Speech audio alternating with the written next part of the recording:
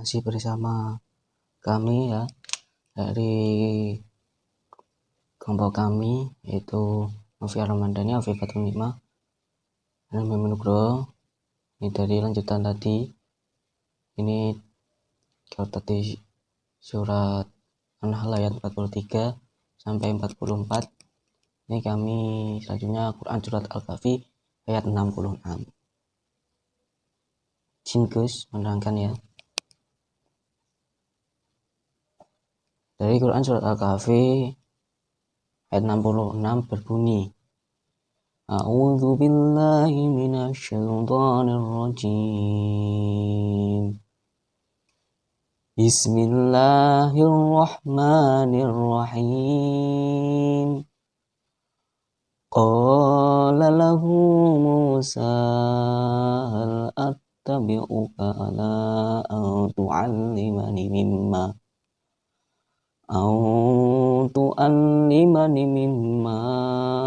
ulimta rusyda. Ini yang artinya Nabi Musa berkata kepada Nabi Khidir, bolehkah aku mengikutimu supaya kamu mengajarkan kepadamu ilmu, supaya kamu mengajarkan kepadaku ilmu yang benar di antara ilmu-ilmu yang telah diajarkan kepadamu. Dari kajian mufradat ayat 66 surat Al-Kahfi, Qala ini berkata, siapa yang berkata? Nabi Musa. Musa itu Nabi Musa. Lahu kepadanya Nabi Khidir. Hal apakah? Attabi'uka, aku mengikuti kamu. Apakah aku boleh mengikuti kamu? Ala antu alima. Ala antu alimani. Ala antu alimani ini supaya kamu mengajarkan kepadamu. Supaya kamu mengajarkan padamu apa yang diajarkan ilmu. Mimma, dari apa? Dari apa? Terus alimta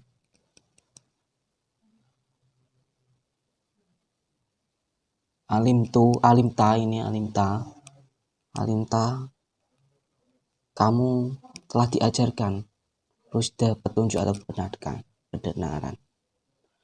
Secara kajian konfirmatif dari surat Al-Kahfi ayat 66, ini kisah yang terjadi antara Nabi Khidir dengan Nabi Musa. Di Al-Quran diceritakan dalam surat Al-Kahfi ayat 60 sampai 82.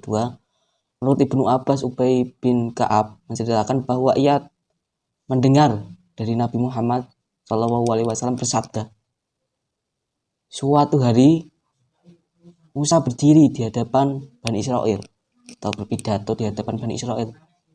Kemudian ia ditanya salah seorang, tanya begini, siapakah orang yang paling berilmu? Nabi Musa menjawab, aku. Lantas Allah menegur melalui firman-Nya, sesungguhnya di sisiku ada orang hamba yang berada di pertemuan dua laut, dan ia lebih berilmu padamu. Musa pun bertanya, wahai Tuhanku, di manakah aku dapat menemuinya? Lalu Allah berfirman, bawalah seekor ikan menggunakan suatu wadah. Jika ikan itu menghilang, di sanalah kamu dapat bertemu dengan hambaku itu. Nah, ini Nabi Musa mendapat teguran dari Allah Subhanahu wa Ta'ala. Analisis ragam historis ini, ayat ini temurun ketika Allah Subhanahu wa Ta'ala menceritakan perihal orang-orang musyrik yang selalu membanggakan hartanya di depan orang-orang mukmin yang fakir dan tidak mau menghadiri ilmu, tidak mau menghadiri majelis ilmu dengan Nabi Muhammad Shallallahu Alaihi Wasallam, agar mereka tidak duduk bersebelahan dengan orang fakir miskin di suatu tempat. Nah, dia tidak mau duduk bersebelahan di suatu tempat. Karena apa? Itu karena orang musyrik tersebut agar tidak terganggu dengan bau yang tidak sedap dari orang-orang fakir tersebut. Ceritanya menonton.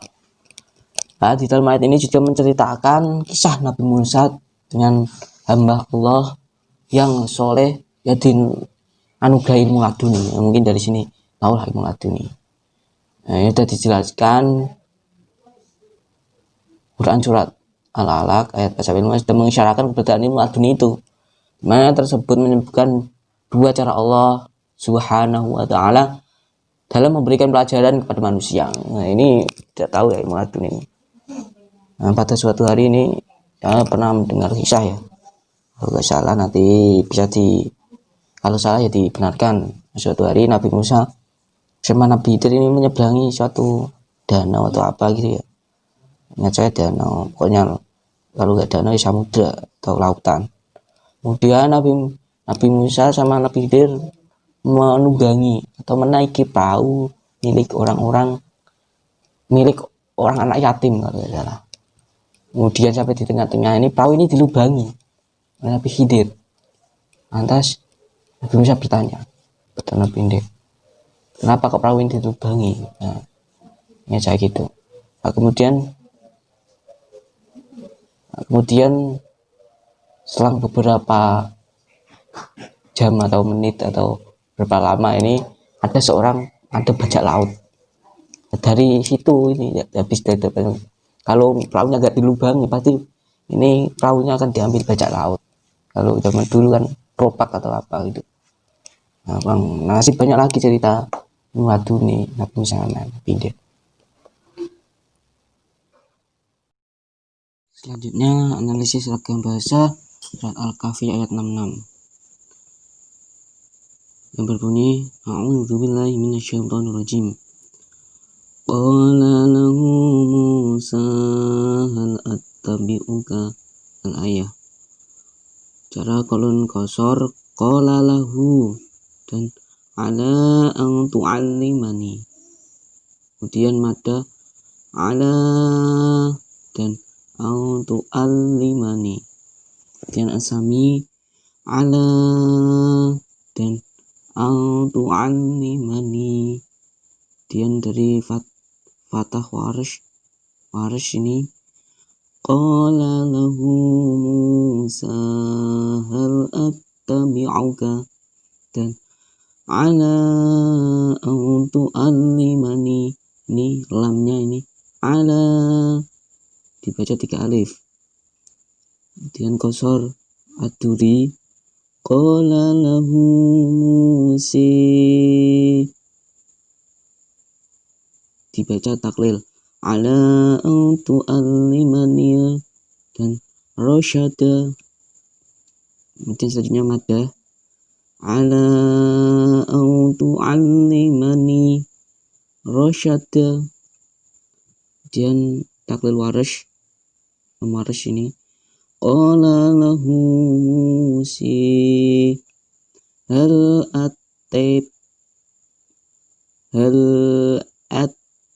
attabi'uka dibaca taklil ya ala an tu'allimani. Dan Imam Ali qala lahu Musa ala an tu'allimani imalah. Imam Hamzah ala an tu'allimani.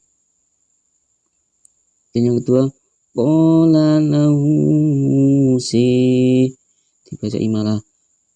Selanjutnya hal attabi'uka ini dibaca sakta hal attabi'uka ala an tu'allimani ala dibaca 3 alif. Dan Imam Susi qala Musa ala an tu'allimani rosyada. Tadi qala Musa taklil. Kajian generalisasi terlihat bahwa ada seorang dari generasi ini generalisasi dari surat Al-Kahfi ayat 66 ini terlihat bahwa seorang yang ingin mencari ilmu harus lebih bersabar dalam setiap waktu yang akan ditempuhnya dan tahan rintangan yang harus dijalaninya dalam proses belajar. Nah, ini kalau mencari ilmu ya harus bersabar.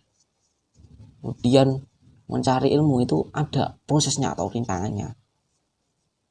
Adapun setiap murid itu harus bisa tawaduk terhadap gurunya dalam setiap hal kebaikan serta menjalin dengan senang dan ikhlas. Senang hati, ikhlas ini seperti yang tercermin tadi dalam surat Al-Kahfi, Quran surat Al-Kahfi ayat 66. Di sini juga Allah Subhanahu wa taala menggambarkan secara jelas sikap Nabi Musa alaihi wasallam dengan calon murid kepada calon gurunya dengan mengajukan permintaan berupa bentuk pertanyaan. Ini berarti bahwa Nabi Musa alaihissalam sangat menjaga kesopanan dan merendah hati. Nabi Musa alaihissalam menempatkan dirinya sebagai orang yang bodoh dan memohon diperkenankan mengikutinya, supaya Nabi Khidir ini mau mengajarkan sebagian ilmu yang telah diberikan kepada Nabi. Padahal Nabi Musa kan Nabi, tapi dia masih mencari ilmu, masih belajar. Dan apa hikmah yang dapat kita ambil dari Quran surah Al-Kahfi ayat 66? Ilmu itu nikmat. Jika sudah menjadi ilmu sebagai kebutuhan, maka akan merasa ketagihan. Nikmat ini akan ketagihan mencari ilmu terus. Seperti yang kita lihat ya, orang yang sudah senang dengan ilmu, maka siang malam mencari ilmu terus, tidur pun berkurang atau menghabiskan waktu tidur.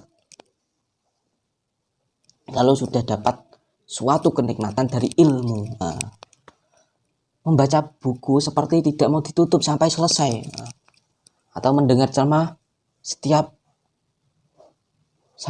ceramah harus sampai selesai. Membaca buku itu yang sudah mendapat kenikmatan dari ilmu tersebut. Membaca buku saja kalau nggak sampai selesai, nggak mau. Kalau dulu seperti membaca komik, kalau nggak selesai ya nggak makan, nggak minum, nggak tidur gitu. Harus selesai baru tidur, makan. Dia mendengarkan ceramah. Kalau sekarang lihat itu, kalau dulu ya orang pengajian sampai ke Solo, sampai ke Jogja, sampai ke Kalongan, ke Habib-habib itu ya. Nah, kenikmatan itu akan didapat oleh orang yang ikhlas. Kalau tidak sabar, tidak ikhlas, ya tidak mendapat kenikmatan tersebut. Nah, karena sesuatu yang kita dapat itu tidak ada proses yang instan. Ketika seorang ria dan hanya mengejar dunia, tidak akan ada bekas ilmu di dunia. Nah, ini orang yang sombong, mengejar ilmu dunia tok, hanya mengejar dunia, material. Tidak ada orang tipake ilmu dunia. Lalu saat membuka pintu dosa, setelah dia membuka pintu dosa, dia akan jauh dari ilmu.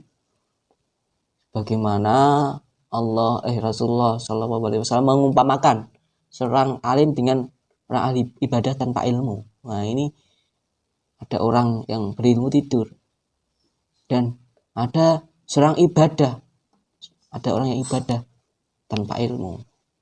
Nah, ini yang dapat ganjaran malah seorang yang alim tidur. Ini ada suatu cerita ya, pernah ini ingat, sing tok ganjaran malah wong alim sing turu. Kenapa kok dia mendapat ganjaran? Nah, apa turu dongo di selamat turu pun diganjar. Nah, terima kasih.